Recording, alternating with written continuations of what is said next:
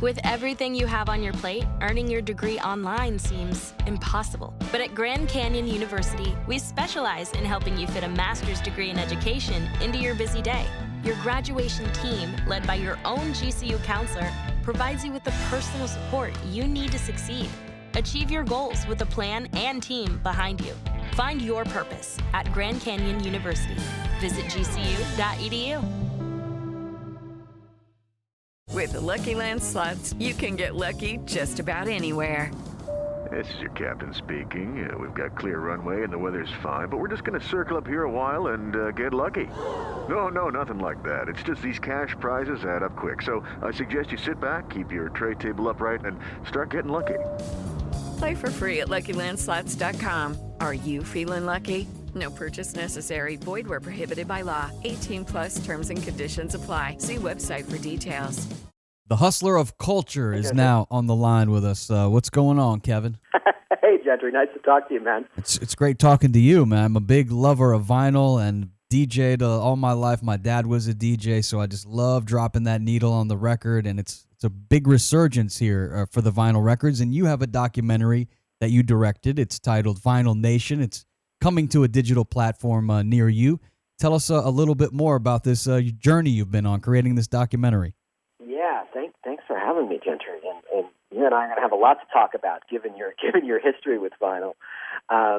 Vinyl Nation is a 92-minute feature-length documentary co-directed by myself and Christopher Boone, who's an Albuquerque-based filmmaker.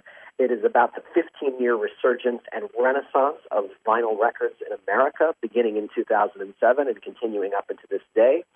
And the ordinary people who made it happen. We called the movie Vinyl Nation because we wanted to demonstrate that record people are indeed everybody now.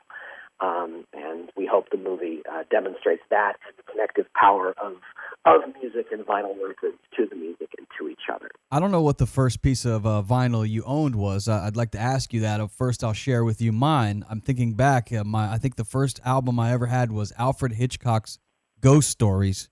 And then my parents also bought me the Snow White book, where it was the book and the record where you would read along. So nothing like scaring the shit out of your child at a young age. Those, as I look back, are the creepiest two albums, but those are the first two albums that I ever remember owning as a child. What about you, Kevin? What were the first albums that you ever remember listening to? As a child, I definitely had some of those, like Spider-Man and Batman books with a record that was taped in the back. I think it was a flexi disc, maybe. And I had that little orange and white Fisher-Price suitcase style turntable. Oh yeah, I remember that. So I had a few of those, and then I had some. I was 8 years old when MTV came out, so I had a friend down the street who had an older brother and sister who exposed me to MTV. So I had a few 45s from the very first month of MTV. 45s were all I could afford at that age, and so I think those were probably my first half a dozen records. Now, maybe somebody's already beaten us to this, Kevin, but I have a business idea. I know Audible is very popular nowadays in the digital world. You get a book and you can just listen to it in your headphones. And we're talking about when we were kids, we remember putting the vinyl on so that we could read along with Snow White. Are people doing that now with vinyl with the new books that are coming out, where you could maybe get an Audible version? I haven't seen that yet, but that's a really cool idea. I could totally see wanting to sit on your living room couch, maybe with your earphones, maybe without, and just kind of letting an audio book wash over you the same way we do with music on vinyl records. I think it's a great idea. I'm a businessman, Kevin. Maybe we can formulate a dream team. And we could put this together. I know you've been busy, though. He's got the new documentary. Where can we check out Vinyl Nation? I know it's coming out this week. That would be April the 19th. If you're listening to this, it maybe is already out. Where can people find Vinyl Nation? Yeah, starting this week, Vinyl Nation will be available digitally to rent and to buy on Apple TV, iTunes, and Amazon Prime. Excellent. And there's a big day coming up this weekend as well. I had no idea. I know we celebrate Donut Day. We celebrate this day, that day. There is a record store day coming up this weekend. It's the 15th annual Record Store Day. First time I'm hearing about it. I'm going to go to my local record store this weekend. What is exactly the history behind Record Store Day? Yeah, enough to meet the guys who started Record Store Day, and they're in Vinyl Nation. Record Store Day began in 2008 in Baltimore. It was a convening of different record store owners who said everything you see in the news is about how record stores are closing down, and that's a terrible story. Like, what do we have if we're not cool to people? Because you can get music anywhere now. So what do record stores have if we're not cool? So we got to make record stores cool again. And based on the model that Free Comic Book Day had set up with comic book stores, they talked to some major labels, and they got some exclusive product that was only going to be sold at independent record stores. And they got Metallica to be the very first Record Store Day ambassador. And they said, for one weekend only, this exclusive product is only available at independent record stores. Go support your local independent record stores. Well, it was a hit. And it's been going on for 15 years now. There's hundreds and hundreds of exclusive records only available at independent record stores on Record Store Day. And we knew it was a huge part of the story of why records came back. So we actually begin our movie at a store at about 5:15 in the morning, with all of these people lined up to get inside and get their hands on what's going to be available for Record Store Day. That's where our movie starts. But yeah, it's for people who love records, it's like Christmas, Halloween, and the last day of school all rolled into one. Yeah, I read a statistic, and I'm sure you're familiar with this stat, that for the first time, like since the 80s, mid-80s, the vinyl sales outpaced the CD sales. Vinyl is definitely making a big comeback, and I think it's great for the artists as well. We had the Napster days and the Kazaa, where everybody was stealing the music, which, to be honest, was fun for us. We had a lot of fun getting free music. Yeah. But at the end of the day, they can't continue to create music if there's no business model there for them. So it's nice to see that the world has kind of come 360, and we're back to actually buying the albums. Do you guys dive into that in the documentary about all these eras? Because it has been quite a journey as we've consumed music and even content for that matter. Absolutely. We have a sort of middle section of the movie where we tell the story of records being the dominant way we listen to music, to records falling off as CDs become reign supreme, and then on through Napster and the iPod and on to streaming. And then the comeback of records, which coincides actually in 2007 with the launching of the iPhone. That history is a big part of the story we want to tell in this movie. We obviously do a compact version.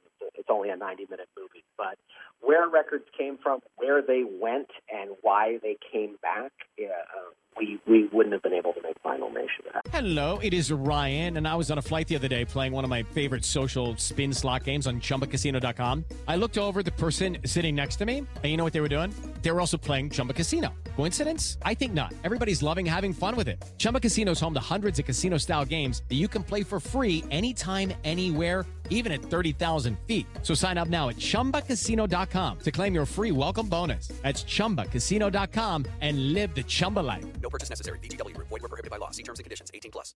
Our guest, Kevin Smokler, he's a fun follow on Twitter, at Ouija. Am I saying that right? At Ouija on Twitter? Yeah, like the board. Yeah, Ouija. like the Ouija board. Those things are scary, but he's not so scary on Twitter. Make sure you follow our guest, Kevin Smokler, the hustler of culture, he's coined himself, and he's got a new documentary that he's co-directed called Vinyl Nation. Make sure that you check it out. We've talked about the past of music, but what I'm seeing in the future, Kevin, Snoop Dogg has talked about this, some other labels and artists, this whole NFT world, which some people don't understand. I'm just starting to understand it. But what do you think about the future of music and it being sold as an NFT and maybe going to a concert in the metaverse? That seems just ridiculously weird, but cool. It does. It seems, I'm always pleased with the experimentation. If people weren't willing to do crazy stuff, there'd be, in music, there'd be no comeback of records, and we wouldn't have been able to make a movie.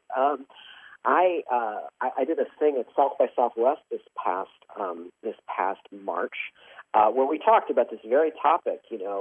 What's the relationship between vinyl and NFT? There's a company that prints NFT glyphs on vinyl records. there's a record label in Los Angeles that's doing vinyl and NFTs, kind of like the Columbia Record House company of old, where it sort of functions as a record club / band club where they're labeled that it includes NFT perks, and if you sell your records, the artist gets a kickback.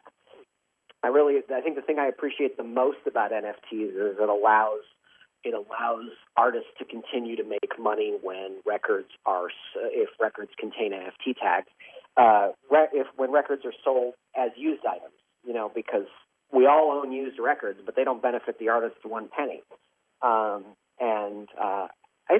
It's a really exciting world, and I think I have a feeling records will have a very nice place in it. They won't replace records. It will bring records right along with it. I don't know if you've had this issue, but I've been collecting records for a long time, and like everybody, jumped back on the bandwagon here a few years ago, and I don't want to mention any names of the big retail stores because I know they sponsor this podcast, but I bought some records from one of the big retail stores online on their website, and then when they came mailed, you could just see that the pressing of the albums were off, and then when you listen to it, it's like skipping around. Have you noticed that some of these stores, and maybe it was just my bad luck because it happened with a couple records, but it seemed like the pressing was just more of a novelty than really sitting down and listening to the record. Is that just my bad luck, or is that happening across the country with some of these new pressings of old albums? Some of it is just all of our bad lucks. Records are still a physical manufacturing process. And so there's going to be problems. You're making 2-3 million of something. You're going to have a few that don't come out right. Because records, you can only automate the process so much. Records are a large extent still made by hand. The process is the same as it was 100 years ago. But I would also say that we all need to be somewhat careful around reissues of new records.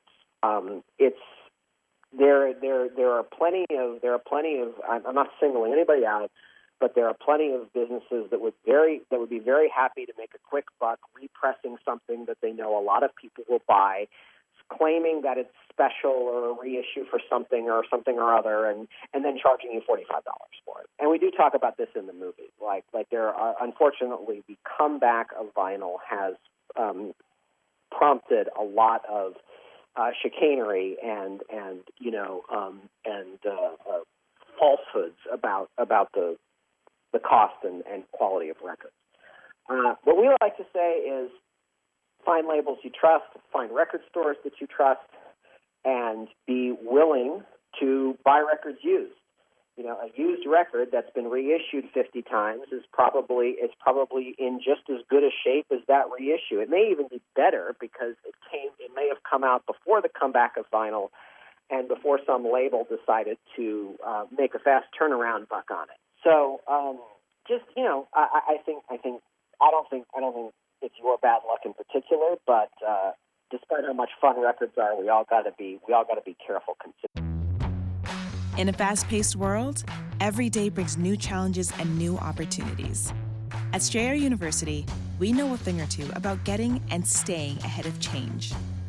For over 130 years, we've been providing students like you with innovative tools, customized support, and an education built to empower you, so you can find your way forward and always keep striving.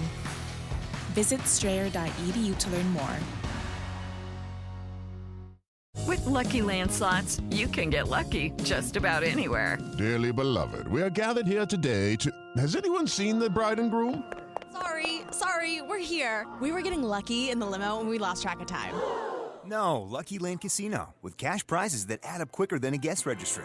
In that case, I pronounce you lucky. Play for free at LuckyLandSlots.com. Daily bonuses are waiting. No purchase necessary. Void where prohibited by law. 18+. Terms and conditions apply. See website for details. At the same time. Our guest here on the show, Kevin Smokler, directing a new movie that's coming to digital this week called Vinyl Nation. I know that you're not just a filmmaker. You are also a established writer. I read a snippet that you're the kind of guy that gets pulled in by your friends to write thank you notes, love letters, wedding toasts. You've written a few of those. Quite a writer. And one of your books I think is great is Brat Pack America. And I know that we may be talking to a record holder right now, and pun intended. most times watched Back to the Future. You've seen the movie many times, you admit, and you have a fantasy with hanging out in Hill Valley, California. What is that fantasy you have of meeting Marty McFly? Oh, I'm so glad you asked about this. Yeah, the book I published in 2016, Brat Pack America, A Love Letter to 80s Teen Movies, begins with a lovable yet stupid error I made as a 12-year-old when I thought that the town where Back to the Future took place, Hill Valley, California, was actually a real place. And I went on the Universal Studios tour with my parents, and they showed us the set for Hill Valley, and I said, well, where's the real thing? That's nice, but where's the real thing? And then I came to the crushing realization that it was not a real place. I just wanted it to be a real place because I loved that movie so much. I wrote a piece about it for Salon many years later. That book is about 80s teen movies and the places that kind of made them famous, like Hill Valley, California, and like the Goondocks, where the Goonies were filmed.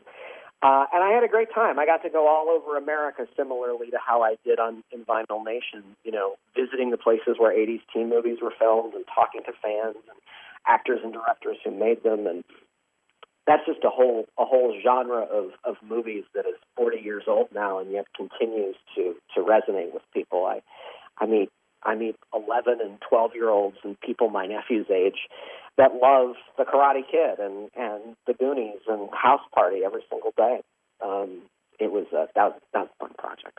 Goonies never die, my man. We know that. Our guest here, Kevin Smokler here. Absolutely. I'm excited to have you on. You've written these books. You've written for big publications. Have you ever, and you love music, have you ever written a song, Kevin? No. Maybe some lyrics here or there when someone was in a pinch, but I don't have any musical chops that way. Chris, my co-director, was a singer in college and probably knows his way around a treble clef or an arpeggio, but not me. Yeah, maybe that has to be on the bucket list at some point. We got to have a Kevin Smokler record pressed to vinyl where you wrote the lyrics. You're such a good writer. That's very nice of you to say. I'll definitely have to put that one. And I know we're down to our final few moments here with Kevin Smokler. Make sure you check out his books. He's written a handful of them, and of course, Vinyl Nation. But I also saw on your website, kevinsmokler.com, that you support the theory of unplugging. And we're talking about fixing things as well. But like the coffee maker the other day, the wife was saying it's not working. I was like, well, have you just tried to unplug it and plug it back in? Same thing with the computers. Anything has a problem, it's like, just unplug it. And then when you plug it back in, it seems fine. You wrote a nice little piece about unplugging on your website, and maybe you could share it with the audience. Yeah, it's a quote that I got from the author Annie Lamott, which is, anything will probably work again if you unplug it, including you. And I love the idea that sometimes, as someone who just, who loves books and music and movies and video games and television and all that kind of stuff, just creative stimulation of all kinds, I believe that sometimes, when we have quiet, it just leads us to appreciate the music and movies and video games and books in our lives all that much more.